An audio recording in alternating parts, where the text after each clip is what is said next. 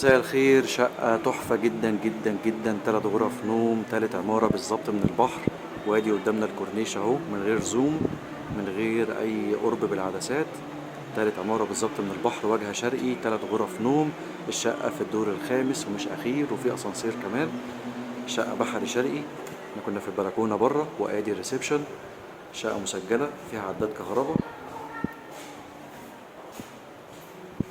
وهنا كده الريسبشن من زاوية تانية. شقة مجددة بالكامل، مصروف عليها. هنا كده المطبخ، واجهته من بره، طوب حراري وفيه رخامتين. ده كده باب الشقة، وهنا صالة توزيع صغيرة. وادي المطبخ من جوه. عندنا بقى ممر توزيع فيه 3 غرف نوم ومطبخ. 3 غرف نوم وحمام.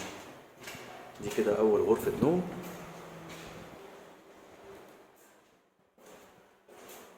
مساحات الغرف جميلة قوي. هنا غرفة النوم التانية، وهنا الحمام، وهنا غرفة النوم التالتة. بص الهواء عامل ازاي. وادي رؤية البحر من شباك الغرفة. الشقة في الدور الخامس مش أخير، 3 غرف نوم، مطبخ، حمام، ريسبشن، قطعتين، بلكونة. شقة في قلب المية. شقة حلوة قوي للأسر الكبيرة، وكمان بالتقسيط على سنة. ندفع النص مقدم ونستلم فورا، والنص الباقي بالتقسيط على سنة.